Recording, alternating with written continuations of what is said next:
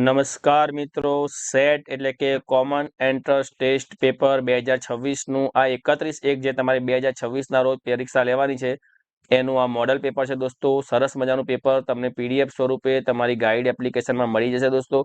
તમારા મોબાઈલમાં guide application હોવી જોઈએ। જે પણ મિત્રો ચેનલ પર નવા આવ્યા છે લોકો ચેનલને સબસ્ક્રાઇબ કરો, વિડીયોને લાઇક કરો, કમેન્ટમાં દોસ્તો યસ સર લખવાનું ભૂલવાનું છે। તો તમારા માટે બીજું આવું મોડલ પેપર તમારા માટે હું લઈને ફરજિયાત આવી જઈશ। ચલો ત્યારે પહેલું જોવો દો મિત્રો, અહીંયા એક આપણને પ્રશ્ન આપ્યો છે 101, 108, 115, 122, 129 અને પ્રશ્નાર્થ ચિહ્ન છે।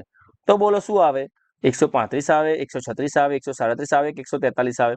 આવું આવે ત્યારે આપણે હંમેશા પહેલું શું કરવાનું કે સંબંધ આગળનો પાછળનો સંબંધ જોવાનો। અહીંયા 101 છે, અહીંયા 108 છે, તો વચ્ચે કેટલો ગાળો છે? 7 નો છે। અહીંયા 108 છે ને 115 છે તો 7 નો, અહીંયા 115 ને 122 તો 7 નો, તો બધામાં કેટલાનો ગાળો છે? 7 નો ગાળો છે। તો 129 માં 7 ઉમેરીએ તો કેટલો જવાબ આવે? 135 આવે, 36 આવે, 37 આવે કે 43 આવે? તો જવાબ આવે બી 136। એટલે પહેલાનો જવાબ આવશે બી। ચલો બીજું જોઈએ, 4, 8, 14, 22, 32। તો અહીંયા શું થાય છે? જુઓ, અહીંયા 4 ને 4 8, પછી અહીંયા 6 વધે છે, પહેલા જોવાનું, પછી અહીંયા 8 વધે છે, અહીંયા 10 વધે, તો દરેક વખતે 2 પ્લસ થતા જાય છે। તો અહીંયા કેટલા વધવા જોઈએ? 12 વધવા જોઈએ। તો અહીંયા 12 વધવા જોઈએ, તો આપણને ખબર છે કે 32 માં 12 ઉમેરીએ તો કેટલા થાય? 2 ને 2 4 ને 3 ને 1 4, તો જવાબ આવશે સી આપણો 44। ચલો ત્રીજું જોઈએ, 75, 75, 76, 78, 81, 85। હવે અહીં કયો સંબંધ છે? તો 75 વત્તા 0 બરાબર 75, 75 વત્તા 1, 2, 3, 4 અને અહીંયા 5। તો જુઓ, 75 વત્તા 0 કરીએ તો 75 આવે, 75 વત્તા 1 કરીએ તો 76 આવે, 76 માં 2 ઉમેરીએ 78, 78 માં 3 ઉમેરીએ તો 81, 81 માં 4 ઉમેરીએ તો 85, 85 માં આપણે 5 ઉમેરીએ તો પ્રશ્નાર્થની જગ્યાએ આવે 90। તો અહીં 90 છે ભાઈ, 85, 88, 96, 90, તો આપણો જવાબ બનશે ડી। ચલો અહીંયા જોઈએ પ્રશ્ન નંબર 4 ની અંદર, તો આવું તો તમને બધાને આવડે ને, પરીક્ષામાં આપણે બેઠા હોય તો ચિંતા કરવાની નહીં, આપણે શાંતિથી મગજ દોડાવવાનું તો બધાના જવાબ આપણને મળી જશે। હવે જો પ્રશ્ન 4 માં શું છે? તો પ્રશ્ન 4 માં કશું જ નથી। અહીંયા આ પહેલો મેં તમને શીખવાડ્યો ગાળો જોઈ લેવાનો, તો આમાં 12 નો ગાળો છે, પછી અહીંયા 14 નો છે, અહીંયા 16 નો છે, અહીંયા 18 નો છે, તો બધામાં 12 ને 2 14 ને 2 16 ને 2 18, તો અહીંયા 20 નો ગાળો બનવો જોઈએ। તો 80 ને 20 ઉમેરીએ તો કેટલા થાય? 100 થાય, બરાબર। હવે આવું તો આપણને આવડે ને, તો 100 આપણને દેખાય છે, 104, 96, 98 અને 100, તો જવાબ આવશે આપણો એ 100, સદી પૂરી કરી દીધી, બરાબર આપણે। ચલો ત્યારે જોઈએ આપણે પાંચમો દાખલો, 3, 4, 7, 12, 19, 28। હવે આમાં શું છે? 3 ને 1, આમાં 1 નો સરવાળો કરીએ, આમાં 4 ને 3, આમાં 7 ને 5, અહીંયા જો ક્રમશઃ એકી સંખ્યાઓ જે છે, પછી અહીંયા 7 વધે છે, અહીંયા 9 વધે છે, તો 9, 1, 3, 5, 7, 9, પછી કઈ એકી સંખ્યા આવે? તો 11 આવે। તો 28 ને 11 આપણે કરીએ, 28 વત્તા 11, 8 ને 1 9, 2 ને 1 3, તો 33 છે ના ભાઈ, 42 છે ના ભાઈ, 39 મળી ગયો આપણો જવાબ।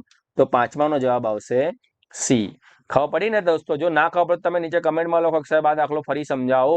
હવે જો છઠ્ઠા દાખલાથી આપણે એબીસી ના ક્રમમાં ગોઠવવાનું છે, તો જો આપણે ગોઠવીએ તો બી એ બી સી ડી ના ક્રમમાં આપણે ગોઠવીએ તો શું થશે?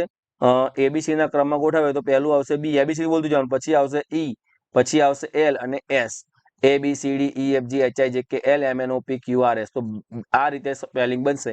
તો બી ઈ, તો ચલો આ નથી, બી ઈ એલ એસ એસ, આ નથી, આ નથી, તો જવાબ આવશે બી। ચલો આપણે સાતમા દાખલામાં સાતમો પ્રશ્ન જોઈએ, એમાં શું થાય છે? એબીસી ના ક્રમમાં ગોઠવવાનું છે, તો એ બી, તો પહેલો તો બી બની ગયો, પછી B A B C D H I J K, આ રીતે ક્રમ બનશે। તો આ રીતે ક્રમ ક્યાં છે?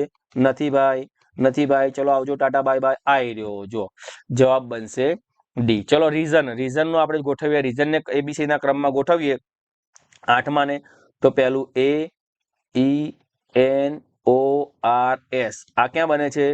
એ ઈ ના, અહીંયા ઓ આવી ગયું, એ ઈ અહીંયા પણ નહીં, અહીંયા પણ નહીં, અહીંયા એસઆર ની જગ્યાએ આવી રહ્યો, આપણો જવાબ જે છે એ પરફેક્ટ સીમ સાથે મેચ થાય છે। ચાલો ત્યારે સોંગ ને આપણે ગોઠવીએ, તો સોંગ ને જ્યારે ગોઠવીએ નવમામાં આપણે, તો પહેલું G N O S, ABC ના પ્રમાણમાં, તો જી એન એસ ઓ, ના ભાઈ ના, જી એસ, આ ભાઈ નહીં, આ ભાઈ નહીં, ये आएगा बी, ढेंचैक करता। चलो ત્યારે 26મી જાન્યુઆરી આવે છે, બધાએ બોર્ડર પિક્ચર બી આવી ગયું છે બરાબર, પણ આપણું ધ્યાન પરીક્ષામાં હોવું જોઈએ. આપણે ધ્વજવંદનના કાર્યક્રમમાં બધા છોકરાઓએ ભાગ લીધો હશે, સરસ મજાનું તમે એમાં કામ, તમે જે પણ પ્રોગ્રામમાં ભાગ લીધો હોય બેસ્ટ, આપણે જે પણ કામ કરીએ આપણું બેસ્ટ કામ કરવાનું. આપણે પરીક્ષાની તૈયારી કરતા હોય તો આપણે એમાં બેસ્ટ તૈયારી કરવાની. ચલો ત્યારે આમાં જોઈએ 10મામાં શું બને છે આપણું, તો AENRSW આ બનશે. તો AENSR આ નહીં, આ બી નહીં, એ બી નહીં, એ આવશે. તો જવાબ આવશે એ. ચલો 11મું જોઈએ.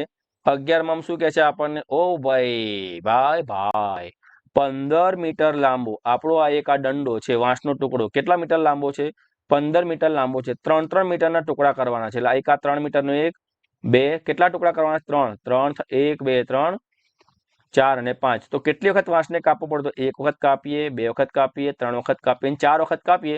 છેલ્લો ટુકડો વધે એના 2 ટુકડા થઈ જાય, તો આપણને 4 વખત કાપવો પડે. તો 6 વખત નહીં આવે, 5 વખત નહીં આવે, 3 વખત નહીં આવે, આવશે 4 વખત. કયો માસ બાકીના 3 માસથી અલગ પડે છે?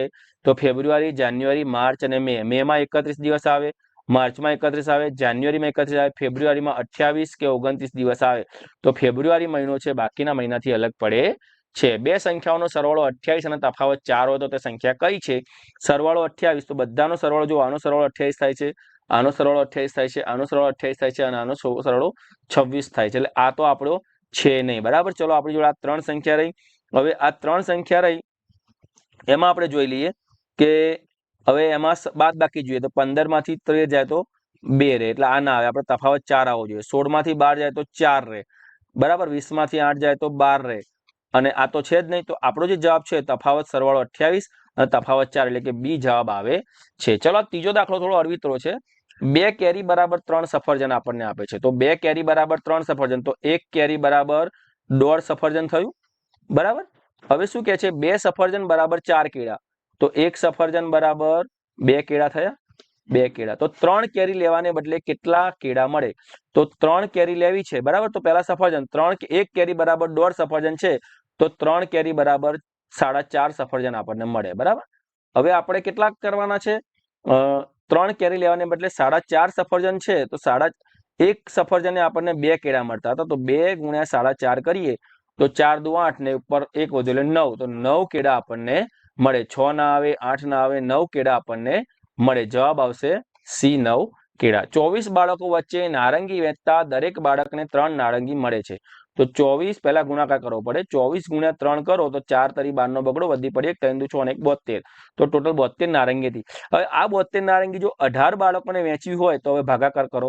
72 ભાગ્યા 18, તો 18 ચોક 72, તો દરેકના ભાગમાં 4 4 નારંગી આવે. તમને ગુણાકાર ભાગાકાર આવડતા હશે તો તમારે પ્રશ્ન થશે નહીં. ચલો 20મું જોઈએ આપણે. 20મો પ્રશ્ન શું છે? તો હવે આની અંદર દોસ્તો નાના બાળ મોટા સમય લેવાનો છે. જો હવે માછલી, વેલ અને જળચર આ બધું શેમાં સમાઈ જાય? દરિયો, તો જવાબ આવશે એ. વાઘ, સિંહ, ચિત્તો આ બધું જંગલમાં આવે એટલે જવાબ આવશે ડી. શાખા, મૂળ અને પર્ણ આ બધું ઝાડમાં આવશે એટલે જવાબ આવે એ. કવિતા, ચિત્ર, પુસ્તક, વાર્તા, તો કવિતા, વાર્તા, ચિત્ર બધું પુસ્તકમાં આવે તો ડી જવાબ આવશે. ઘર, શેરી, ગામ, ઓરડો, તો ઓરડો, શેરી અને ઘર આ બધું ક્યાં આવી જાય? ગામમાં, એટલે જવાબ આવશે સી બરાબર. સુવર્ણ જયંતિ, વર્ષગાંઠ, રજત જયંતિ અને હીરક જયંતિ, હવે આ બધું સુવર્ણ જયંતિ, વર્ષગાંઠ આપણે વર્ષે આવે, રજત જયંતિ, હીરક જયંતિ આ બધું સુવર્ણ જયંતિ એટલે 100 વર્ષની ઉજવણીમાં બધું સમાઈ જાય છે, તો આ આવશે એમાં. તો મિત્રો તમને આજનો આપણો આ વિડીયો કેવો લાગ્યો કમેન્ટ બોક્સમાં ખાસ જણાવજો. તમે જેટલો સારો રિસ્પોન્સ આવશે એટલું બીજું પેપર હું ઝડપથી મૂકીશ. સૌને જય હિન્દ, જય ભારત, ટાટા, બાય બાય, આવજો.